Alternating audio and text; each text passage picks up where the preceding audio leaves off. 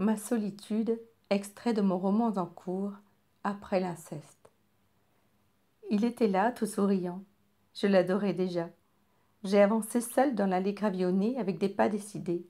Je savais que j'allais l'embrasser et que nos baisers feraient chasser les démons populaces de mes nuits passées. Le vent balayait les cyprès et me soufflait ma chevelure. L'amour, lui, allait se fondre en moi et s'y glisser chaudement. Mon âme d'enfant toute cabossée allait espérer du meilleur dans un murmure. Je me sentais flotter et bercée par ce vent qui, comme les roseaux, pliait mais ne se casserait pas. Mes visions se voulaient être des rêves enchanteurs, comme des caresses qui me saisiraient tout le long de ma fibre, qui se voudrait sointante. Je voulais être à lui, qu'il puisse me posséder.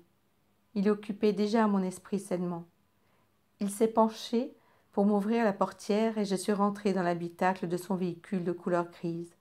Je me suis tournée pour l'embrasser qu'il m'a plaqué sa bouche sur la mienne. J'ai senti sa langue se fourrer dans ma bouche et tournoyer avec la sensation de me nourrir de sa sève comme la rosée du matin. J'ai lâché des soupirs pour laisser partir le venin qui était encore ancré en moi. Je savais qu'il en était déjà mon antidote contre toutes les toxines que j'avais accumulées. C'était lui, mon sauveur, un guide qui fit que l'ombre venait de céder. Je ne pouvais imaginer demeurer loin de lui plus longtemps. J'ai su alors, à cet instant, que je désirais mes jours comme mes nuits, être avec lui. Comment pouvais-je en être si certaine? Mon cœur l'avait choisi comme une évidence. Ce n'était pas le fruit du hasard, mais celui de la providence. Il a démarré et nous roulions confiants. Sa main se déposait sur ma cuisse et je ne fus rien. Je semblais m'en accommoder. Oui, je m'en souviens. Nous avions dû parcourir une trentaine de kilomètres et je voyais défiler le paysage. Je savais qu'il m'adressait sur la ville de Brest. Il a garé la voiture sur un parking et nous en sommes descendus. Nous avons marché l'un à côté de l'autre. Il était si bien vêtu.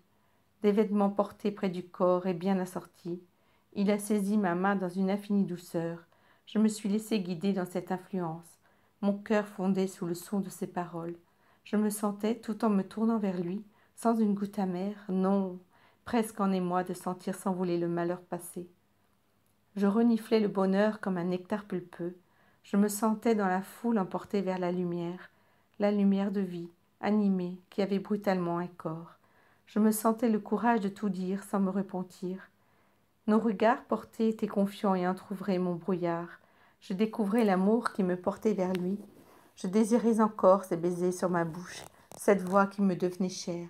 J'avais craint de me sentir gouvernée dans les réalités. Pourtant, je me sentais éveillée plus que jamais pour vouloir composer et quitter le fantôme de Vince.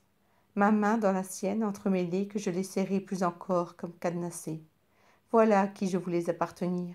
Jamais d'autre que lui ne pouvait piéter mon chemin désormais.